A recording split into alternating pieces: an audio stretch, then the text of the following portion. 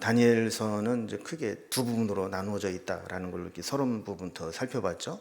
그래서 1장부터 6장까지는 어떤 역사적인 사실을 기술하고 있고, 7장부터 12장까지는 다니엘이 본 환상의 내용들을 모아놓고 있습니다. 그래서 다니엘서 이 후반부는 전체적으로 볼 때 연대순으로 이렇게 기록되어 있는 게 아닙니다. 그래서 앞에 역사적 사실과 중간중간 끼워져 있게 되는데, 그래서 이 환상의 배경이 언제인가를 파악하고 보는 것이 그 내용을 이해하는데 꼭 필요합니다. 그래서 1절 말씀을 보면 이 배경을 이렇게 설명합니다. 메대족 속 아하수에로의 아들 다리오가 갈대아 나라 왕으로 세움을 받던 첫 해라고 했죠. 여기서 다리오 왕은 바벨론을 공격해서 바벨론의 마지막 왕인 벨사살 왕을 죽이고 갈대아 지역, 그러니까 바벨론 지역을 새로운 왕으로 등극한 왕입니다. 지도를 하나 보면서 잠깐 세계사를 좀 공부하고 가겠습니다. 연대를 무시하고 그 나라가 어디를 중심으로 일어났는가를 주로 표시한 지도입니다. 우리가 흔히 유브라데스 강과 티그리스 강이라고 되어 있는 이 지역의 중심을 갈대아 지역이라고 하는데, 이 갈대아 지역에 있기 때문에 갈대아, 바벨론 제국이 여기에서 형성이 됩니다. 거기에서 이제 북동쪽으로 가면 메데라는 나라가 있죠. 메데가 바로 옆에서 발흥을 하게 됩니다. 그리고 그 밑에 보면 바사, 페르시아 제국이 여기에 등장을 하게 되죠. 그래서 바벨론 지역은 지금으로 따지면 이라크가 있는 나라가 바로 바벨론입니다. 그 옆에 있는 메데라는 나라가 이 바벨론을 멸망을 시키고 고대 근동의 새로운 주인으로 등극을 하게 됩니다. 그 다음 지도를 보면 그 이후에 이란 지역에 있는 그 페르시아, 성경에는 바사 제국이라고 되어 있는데, 이 나라가 고레스 왕이 메데와 그리고 지금의 터키에 있는 그 리디아 제국, 그리고 그때 바벨론을 순차적으로 정복을 하면서 그 지역의 새로운 주인이 됩니다. 자, 이런 이제 상황 가운데서 다니엘서 9장의 환상은, 기도와 환상은 메대의 다리오가 바벨론을 멸망시키고 왕이 된 때라는 겁니다. 그러니까 바벨론이 망하고 메대가 새로운 주인으로 등극을 할 때, 그때 격변기에 있었던 기도입니다. 그래서 이 다니엘서에서는 5장과 6장에서 이 역사적 사실을 기록을 하고 있습니다. 그래서 5장 마지막 부분인 30절과 31절을 보면, 그날 밤에 갈대아 왕 벨사살이 죽임을 당하였고 메대 사람 다리오가 나라를 얻었는데 그때 다리오는 62세였더라 그랬습니다. 자, 그러니까 바벨론의 마지막 왕 벨사살이 죽음으로 바벨론은 이제 끝이 나는 겁니다. 그리고 그 옆에 있는 나라 메대가 다리오 왕 때 이 바벨론을 정복하면서 새 주인이 된 첫 해에 다니엘이 기도하기 시작했다라는 거예요.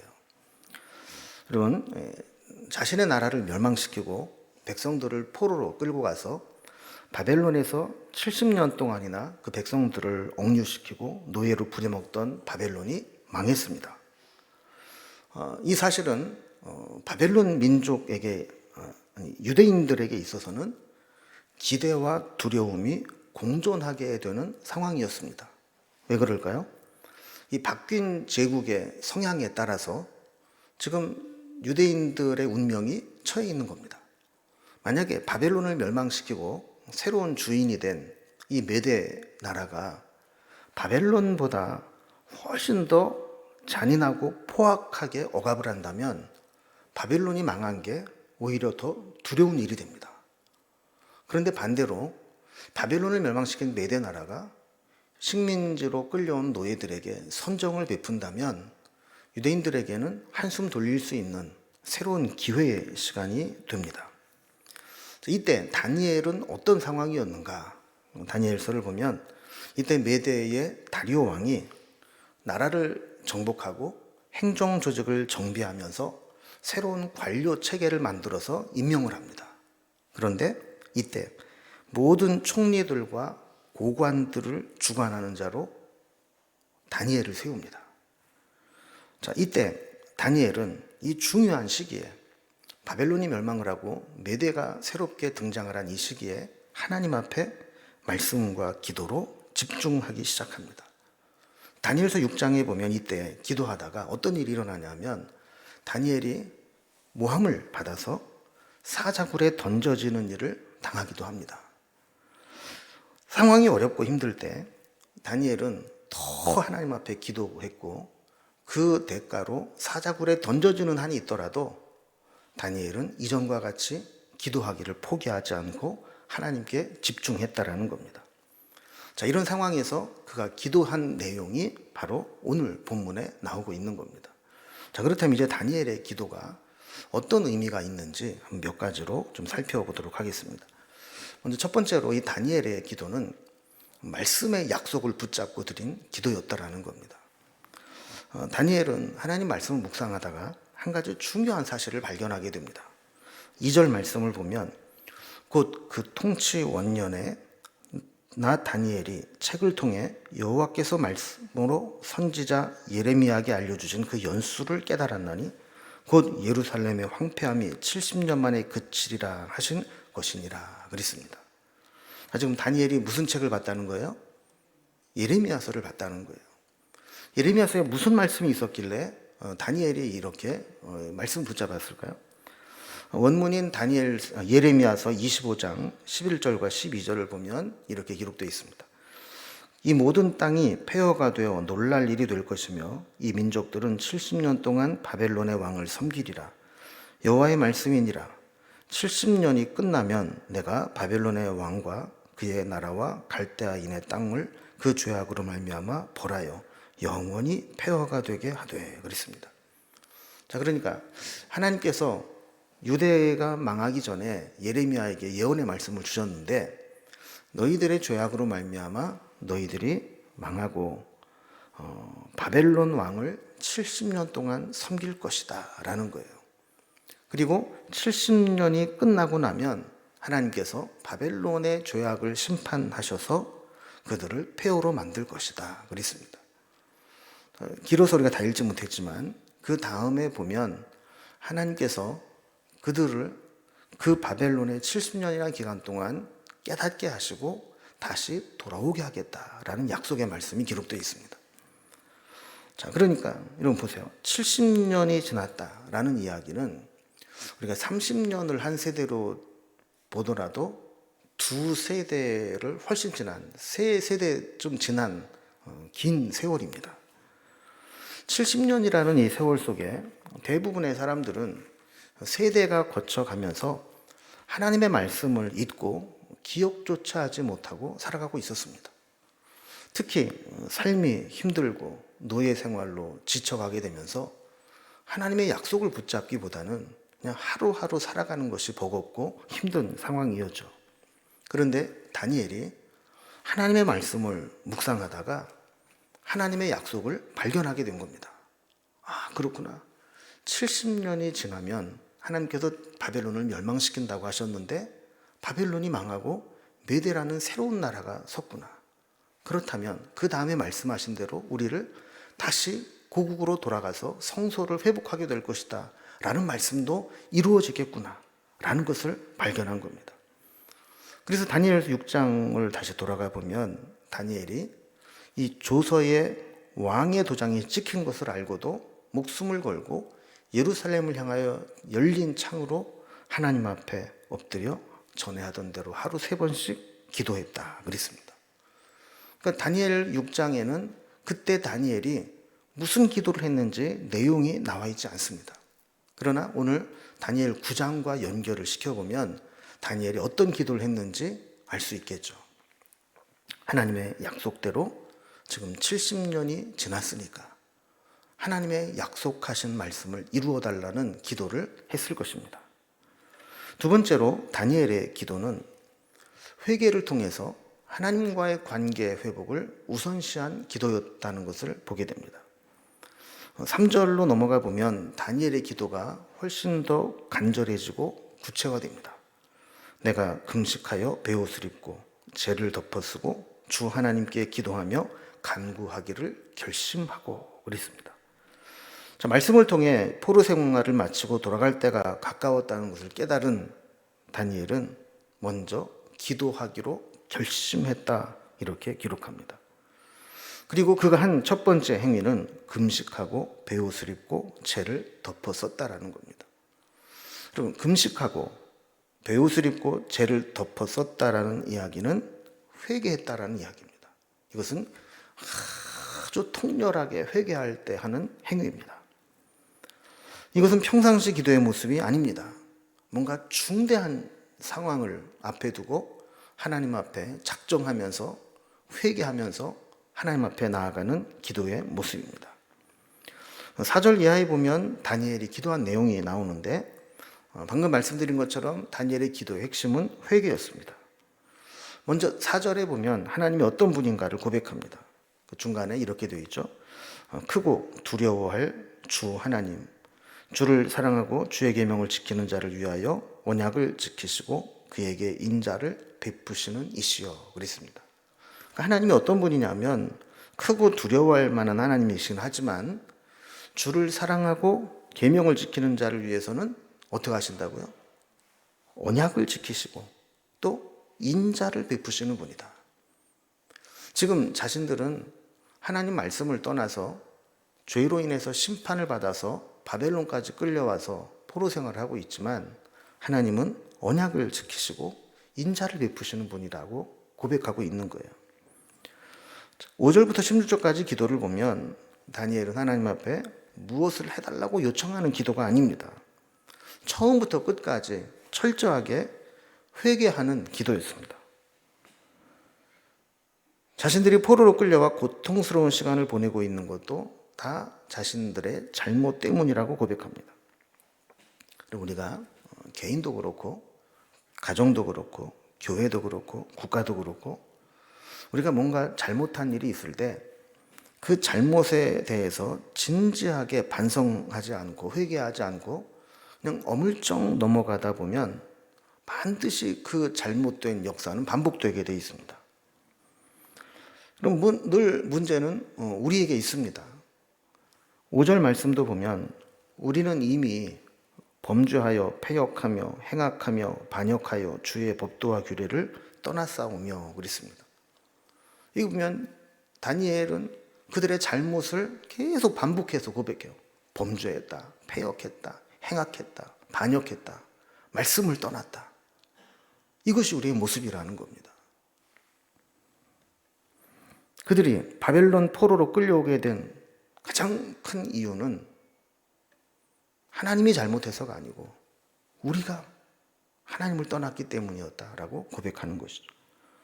특히 6절에 보면 말씀을 거역함에 대해 구체적으로 고백하는데 하나님은 주의 종 선지자들이 그 이름으로 우리의 왕들과 우리의 고관과 조상들과 온 국민에게 말씀하셨는데 우리가 그 말씀을 듣지 않았다는 거예요.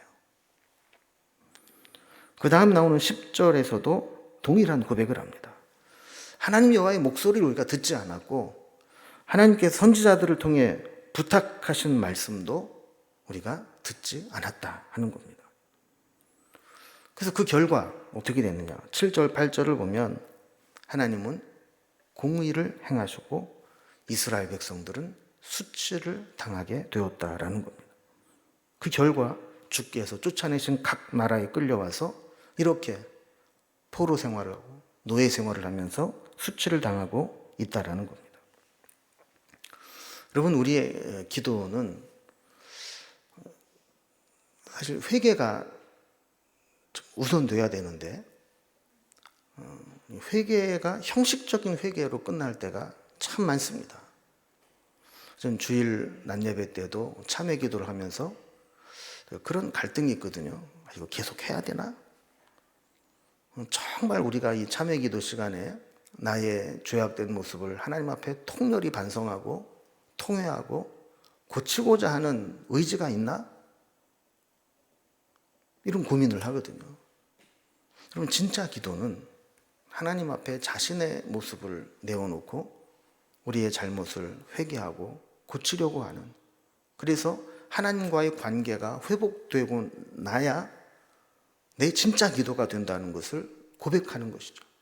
다니엘은 이렇게 다른 기도가 아니라 조상들부터 지금 자기에 이르기까지 하나님 앞에 잘못한 내용들을 낱낱이 아뢰면서 회개하는 기도를 통해서 하나님과의 관계 회복을 원했다라는 거예요. 세 번째로 다니엘의 기도는 하나님의 인자와 긍휼을 구하는 기도였습니다. 그는 하나님 앞에 기도하는 근거가 있다라고 고백을 합니다. 그 근거가 뭐냐?